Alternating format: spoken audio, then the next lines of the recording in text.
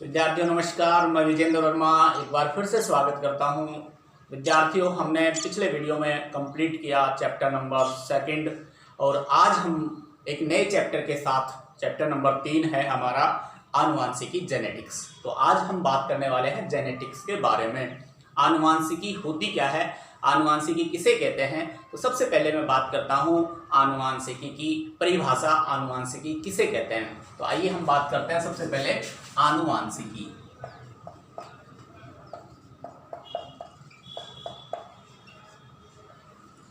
देखिए, आनुवांशिकी किसे कहते हैं। जीव विज्ञान की वह शाखा जिसके अंतर्गत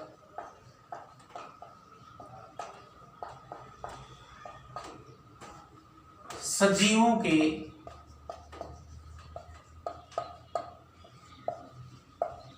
जीव विज्ञान की वह शाखा जिसके अंतर्गत सजीवों के लक्षणों की आनुवांशिकता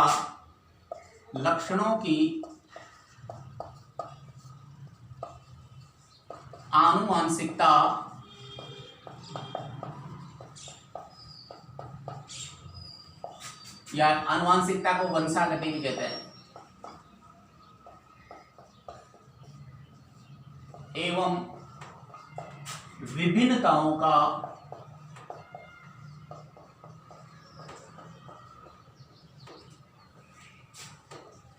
अध्ययन किया जाता है,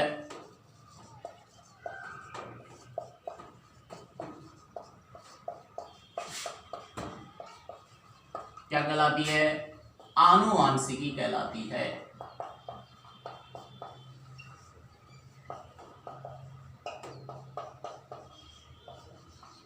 देखिए, किसे कहते हैं आनुवांशिकी।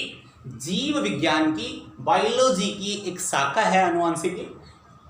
बायोलॉजी की क्या है, एक शाखा है, ब्रांच है, जिसके अंतर्गत सजीवों के लक्षणों की वंशागति या आनुवांशिकता एवं किसका अध्ययन किया जाता है, विभिन्नताओं का अध्ययन किया जाता है। तो क्या कहलाती है, आनुवांशिकी कहलाती है। क्या कहते हैं इसको, आनुवांशिकी कहते हैं। याद रखना, इस जेनेटिक्स शब्द का, ये जो जेनेटिक्स कहते हैं, इस जेनेटिक्स शब्द का प्रयोग सर्वप्रथम किसने किया था, बेटसन ने 1905 में किया था। किसने किया था, बेटसन ने 1905 में किया था। और इसकी उत्पत्ति है वो ग्रीक भाषा के, किसके, ग्रीक भाषा के जीन शब्द से हुई है। किससे हुई है, जीन शब्द से हुई है। इसे सुनना, जीव विज्ञान की वह शाखा जिसके अंतर्गत सजीवों के लक्षणों की आनुवांशिकता एवं विभिन्नताओं का अध्ययन किया जाता है। तो जीव विज्ञान की उस शाखा को क्या कहते हैं, आनुवांशिकी कहते हैं। समझ में आया, क्या किया जाता है, ये जीव विज्ञान की शाखा है। इसमें क्या किया जाता है, सजीवों के लक्षणों की वंशागति विभिन्नताओं का अध्ययन किया जाता है। याद रखना, ये जेनेटिक्स जो शब्द है उसका प्रयोग सर्वप्रथम किसने किया, बेटसन ने। और ये कहां से आया, जेनेटिक्स, ये ग्रीक भाषा के जीन शब्द से इस जेनेटिक्स की उत्पत्ति हुई है। अब हम बात करने वाले हैं, देखो यहां दो चीजों का प्रयोग किया हमने। किस किस का अध्ययन किया जाता है, आनुवांशिकता एवं वंशागति। एक ही बात, आनुवांशिकता एवं वंशागति एवं विभिन्नताओं का अध्ययन किया जाता है। तो हम इसके बाद में नेक्स्ट बात करते हैं आनुवांशिकता या वंशागति एवं विभिन्नताओं का। तो वंशागति या आनुवांशिकता किसे कहते हैं, जनक के आनुवांशिक लक्षणों का उसकी अगली पीढ़ी में स्थानांतरण क्या कहलाता है, वंशागति कहलाता है। ठीक है, देखिए नेक्स्ट मैं बात करता हूं आनुवांशिकता। दिखाई दे रहा होगा, या आनुवांशिकता को बोलते हैं वंशागति। किसे कहते हैं आनुवांशिकता या वंशागति, जनक के आनुवांशिक लक्षणों का उसकी अगली पीढ़ी में स्थानांतरण। जनक के आनुवांशिक लक्षणों का उसकी अगली पीढ़ी में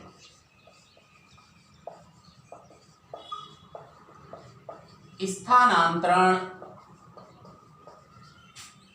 क्या कहलाता है? बोलिए, आनुवंशिकी कहलाता है। स्थानांतरण ही क्या कहलाता है? स्थानांतरण होना ही क्या कहलाता है? आनुवंशिकता या वंशागति। स्थानांतरण होना ही वंशागति कहलाता है। हेरिडिटी क्या कहते हैं इसको?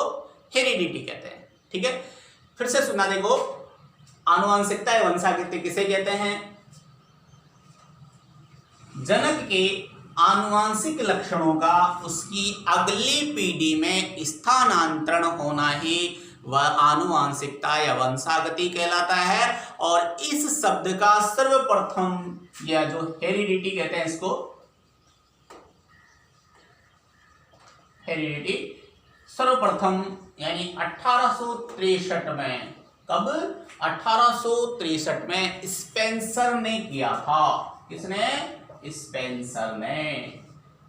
फिर से देखिए एक बात, आनुवंशिकता या वंशागति किसे कहते हैं? जनक के आनुवंशिक लक्षणों का उसकी अगली पीढ़ी में स्थानांतरण होना ही क्या कहलाता है? आनुवंशिकता या वंशागति कहलाता है।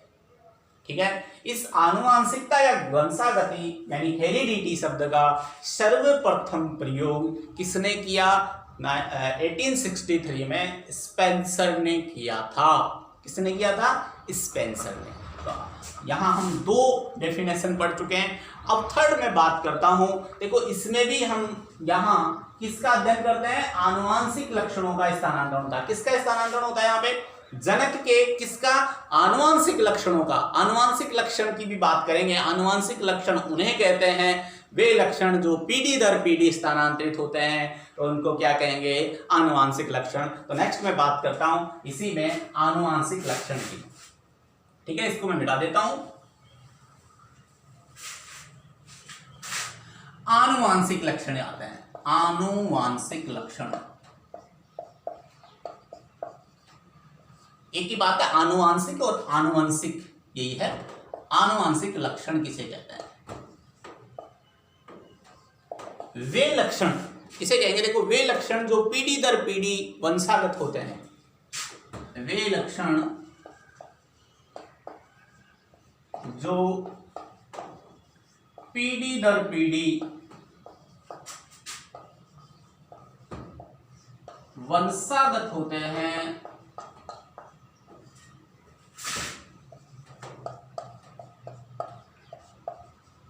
क्या कहलाते हैं? बोलिए, आनुवंशिक लक्षण कहलाते हैं।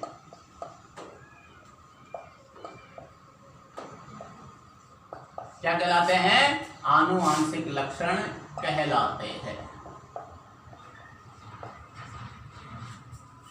वे लक्षण जो पीढ़ी दर पीढ़ी माता पिता से संतति में और उनकी संतति से उनकी अगली संतति में, इस प्रकार वे लक्षण जो पीढ़ी दर पीढ़ी संचरित होते हैं या वंशागत होते हैं, वो क्या कहलाते हैं? आनुवंशिक लक्षण कहलाते हैं। याद रखना, फिर से मैं बता रहा हूं, वे लक्षण जो पीढ़ी दर पीढ़ी यानी एक पीढ़ी से दूसरी पीढ़ी में संचरित होते हैं या वंशागत होते हैं, वो क्या कहलाते हैं? आनुवंशिक लक्षण कहलाते हैं।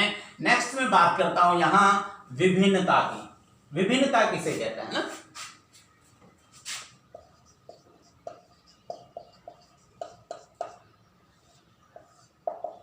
देखिए, विभिन्नता होती क्या है? जीवों के मध्य पाए जाने वाला अंतर, जीवों के मध्य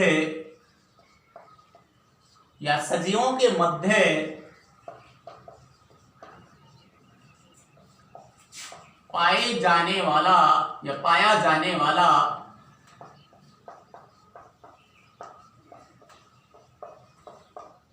अंतर क्या कहलाता है? अंतर ही क्या कहलाता है? विभिन्नता कहलाता है। ठीक है ना? जो प्राय अधिकतर अपने के जो लैंगिक जनन के दौरान किस जनन के दौरान? लैंगिक जनन के दौरान उत्पन्न होता है। इस अंतर को ही क्या कहेंगे? विभिन्नता कहेंगे। फिर से सुनना, जीवों के मध्य पाया जाने वाला अंतर, एक ही माता पिता की 5 जो संततियां हैं वो सारी सकल सूरत आकार आकृति में क्या होती हैं? अलग अलग होती हैं। ये इस विभिन्नता का कारण है। ये विभिन्नता किसके कारण होती है? लैंगिक जनन के कारण उत्पन्न होती है। लैंगिक जनन में क्या होता है? लैंगिक जनन में 2 प्राणी भाग लेते हैं, एक नर और दूसरा मादा, ठीक है ना। 2 प्राणी भाग लेते हैं, नर और मादा, ठीक है, और दोनों में ही युग्मक निर्माण अर्धसूत्री विभाजन द्वारा होता है, ठीक है। तो इससे क्या होती है? जब निषेचन होता है तो इसमें विभिन्नता उत्पन्न होती है। तो लैंगिक जनन होता है, तो लैंगिक जनन के कारण क्या उत्पन्न होती है? विभिन्नता उत्पन्न होती है। विभिन्नता का मतलब होता है कि एक व्यक्ति के, एक माता पिता की, एक जनक की सभी संतानें क्या होती हैं? अलग अलग पहचानी जा सकती हैं, अलग अलग प्रकार की होती हैं। ध्यान रखना, एक व्यक्ति के 7 लक्षण दूसरे व्यक्ति से भिन्न होते हैं। कभी टाइम मिलेगा तो मैं आपको जरूर बताऊंगा। बाकी अपन नेक्स्ट बात करते हैं। हमने देखो 4 चीजें पढ़ी, 4 डेफिनेशन पढ़ी हैं यहाँ पे। सबसे पहले हमने पढ़ा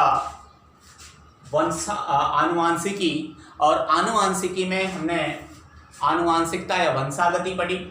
उसके बाद में आनुवांशिक लक्षण पढ़े, और नेक्स्ट बात करता हूं मैं विभिन्नता। हमने विभिन्नता पढ़ी, और नेक्स्ट आता है इसके बाद में अगला जो टॉपिक है यहाँ हम पढ़ने वाले हैं वो है मेंडलवाद।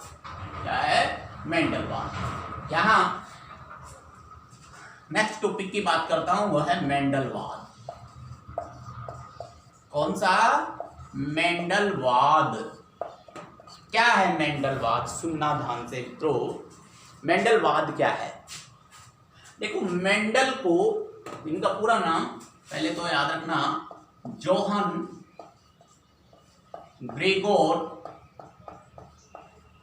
मेंडल है। जोहन ग्रेगर मेंडल को आनुवांशिकी का जनक कहा जाता है। फादर ऑफ जेनेटिक्स कौन है?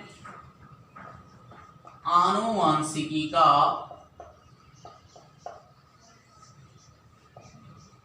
जनक कहा जाता है।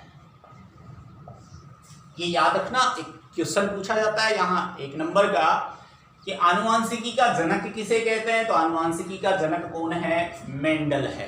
कौन है? मेंडल। मेंडल का पूरा नाम लिखिए तो पूरा नाम होता है जोहन ग्रेगोर मेंडल। क्या नाम है इसका? Johan Gregor Mendel.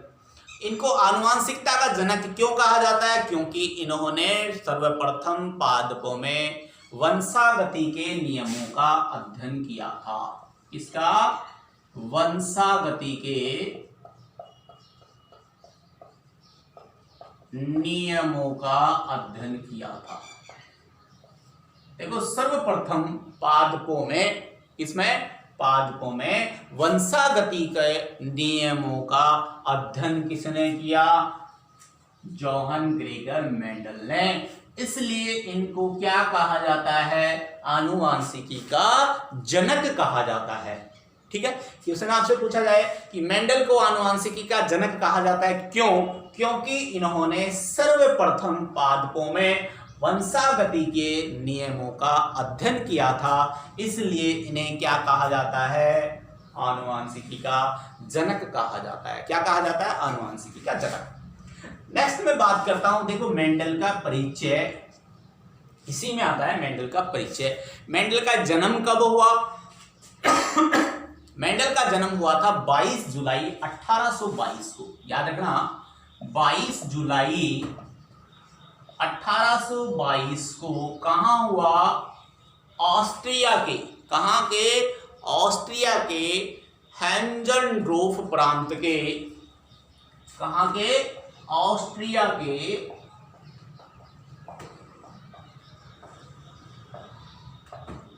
हेंजनड्रोफ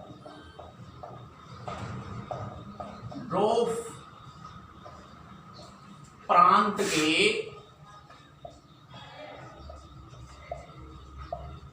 सिलीसिया, कहां? सिलीसियन। एक ही बात है, कई जगह आपको सिलीसिया मिलेगा, कई जगह आपको सिलीसियन मिलेगा। सिलीसियन गांव में हुआ। कहां हुआ? ऑस्ट्रिया के हेंजनडॉर्फ प्रांत के सिलीसियन गांव में हुआ।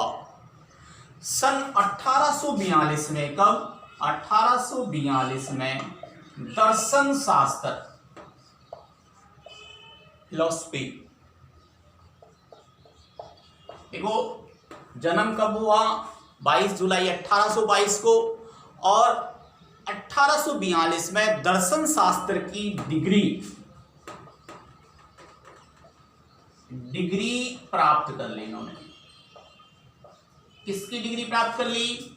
दर्शन शास्त्र में डिग्री प्राप्त कर ली। उसके बाद में 1843 में, कब? 1843 में ब्रून शहर के, कहां के? ब्रून शहर के चर्च में। चर्च क्या होता है? ईसाइयों का मंदिर ही होता है, जैसे अपना मंदिर होता है वैसे ईसाइयों का। तो चर्च में पादरी बने। क्या बने? चर्च में पादरी। पादरी का मतलब होता है पुजारी बने, ठीक है। उसके बाद में देखो, यहां रहकर ही, इस चर्च में रहकर ही उन्होंने इस चर्च जो चर्च था, इस चर्च के उद्यान में, कहां पे? उद्यान में, उद्यान मटर पर, याद रखना ये भी इंपॉर्टेंट क्वेश्चन बनता है यहाँ पे। उद्यान मटर, और इसका नाम है पाइसम सैटाइवम। वानस्पतिक नाम याद रखना, पाइसम सैटाइवम। पर 7 वर्ष तक, कितने वर्ष तक? 7 वर्ष तक, 1856 से 1863 तक, 1856 से 1863 तक उद्यान मटर पर प्रयोग करते हुए वंशागति के नियमों का अध्ययन किया। कितने साल तक किया इन्होंने? 7 वर्ष तक, ठीक है ना। यानी कि यहां पे रह करके उन्होंने संकरण प्रयोग किए। क्या किए? संकरण प्रयोग किए, ठीक है। नेक्स्ट देखो, इसके बाद में क्या हुआ कि अब इनकी कोई सुनने वाला नहीं था यहाँ पर, ठीक है। अब इन प्रयोगों को ब्रून शहर में ही एक सोसाइटी चल रही थी, संस्था चल रही थी, और जिसका नाम था Brunn society of natural history. क्या नाम था? ब्रून सोसाइटी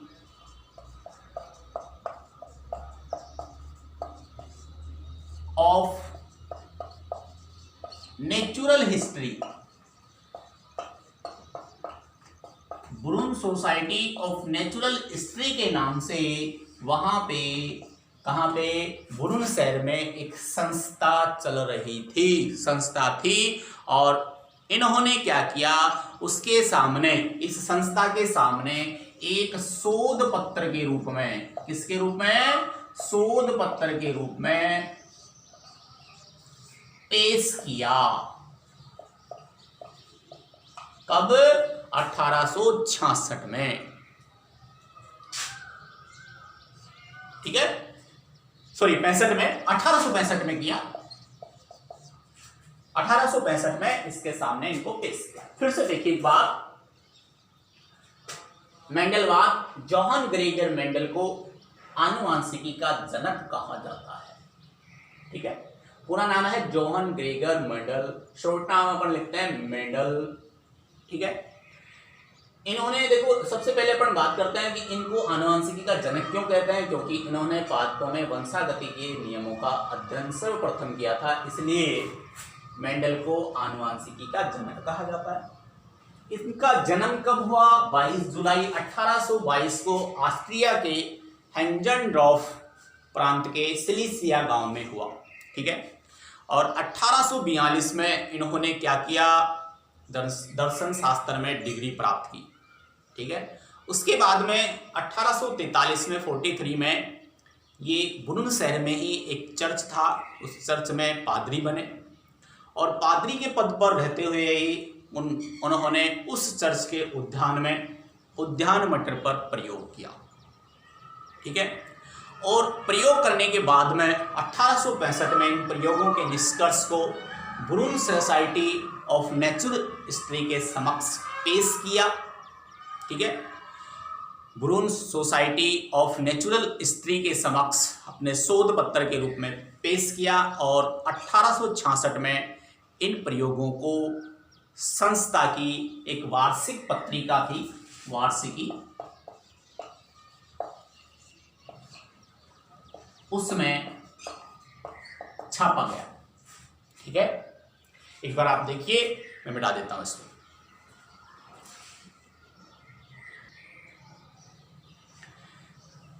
नेक्स्ट क्या किया, इस संस्था की एक वार्षिक पत्रिका थी और उस वार्षिक पत्रिका में इसको छापा गया पादप संकरण प्रयोग नाम के शीर्षक के रूप में।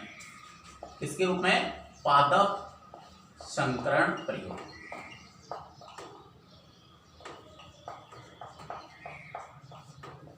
अठारह में इन्होंने क्या किया, नेचुरल हिस्ट्री ऑफ सोसाइटी के समक्ष पेश किया और 1865 में 66 में इस सोसाइटी की एक वार्षिक पत्रिका छापी जाती थी हर साल और उसमें एक किसके रूप में, पादप संकरण प्रयोग के नाम के शीर्षक के रूप में शीर्षक बनाया गया, पादप संकरण प्रयोग, उसमें इसको छापा गया। ठीक है, समझ में आया होगा। नेक्स्ट में बात करता हूं, देखो मेंडल द्वारा किए गए प्रयोगों के परिणाम के आधार पर, नेक्स्ट इसको मैं मिटा देता हूं।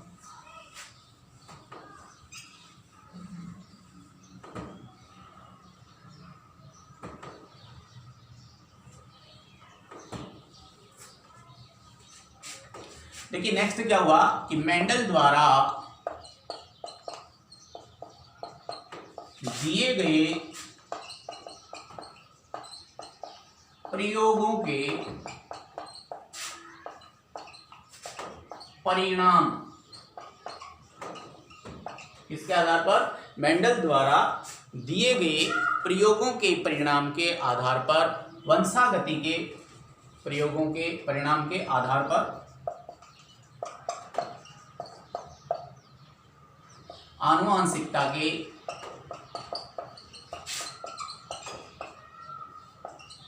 नियमों का प्रतिपादन किया गया, जिसे मेंडलवाद कहते हैं। आनुवांशिकता के नियमों का प्रतिपादन किया गया, जिसे मेंडलवाद कहते हैं।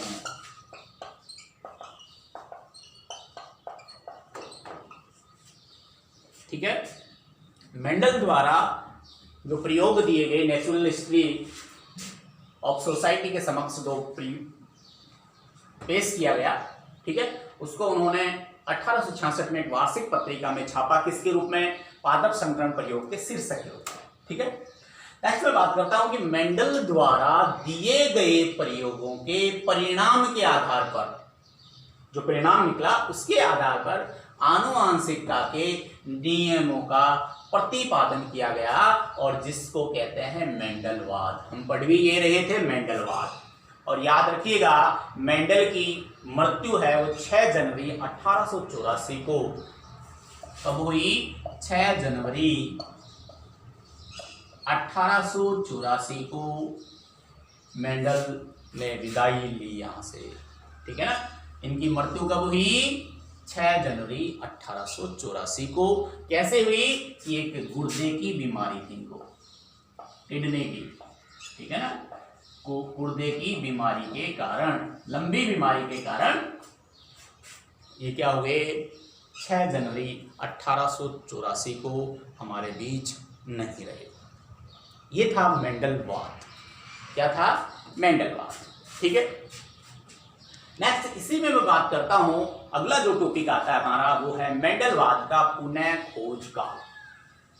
मेंडलवाद का पुनः खोज काल। तो आइए हम बात करते हैं नेक्स्ट मेंडलवाद का पुनः खोज का।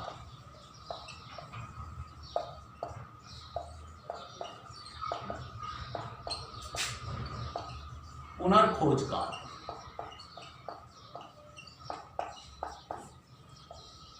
देखो 6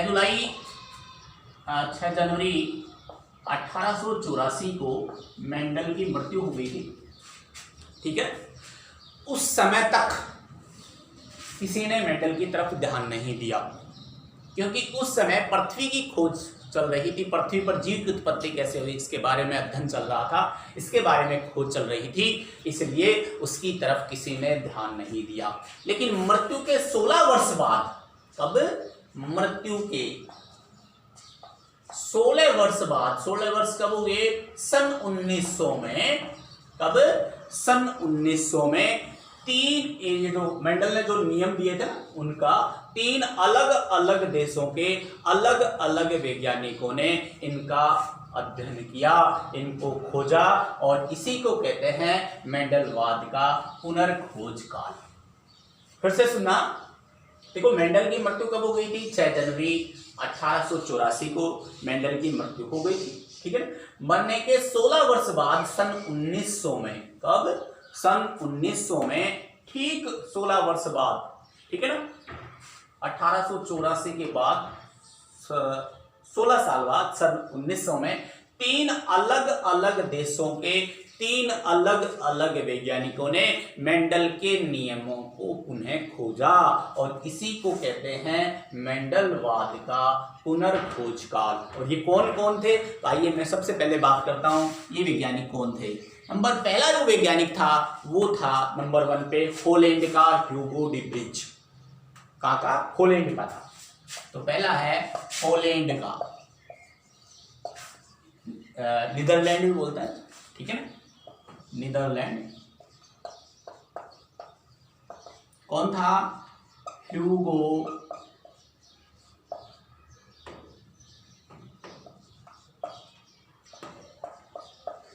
डीब्रिज।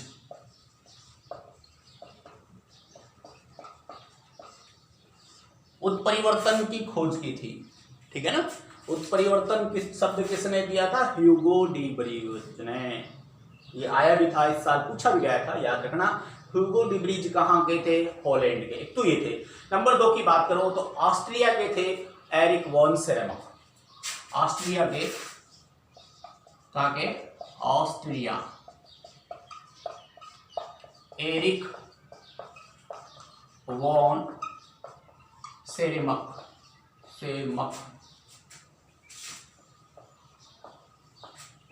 ठीक है, एरिक वॉन सेरेमक। और थर्ड पे था जर्मनी का, वो था कार्ल कोरेंस, ठीक है। इन 3 वैज्ञानिकों ने मेंडल के नियमों को पुनः खोजा, और पुनः खोजने को ही कहते हैं मेंडलवाद का पुनर्खोज काल। हॉलैंड का था ह्यूगो डीब्रिज, ऑस्ट्रिया का एरिक वॉन सेरेमक, और जर्मनी का था कार्ल कोरेंस, ठीक है। तो आज हम इतना ही पढ़ेंगे। Have a nice day, thank you.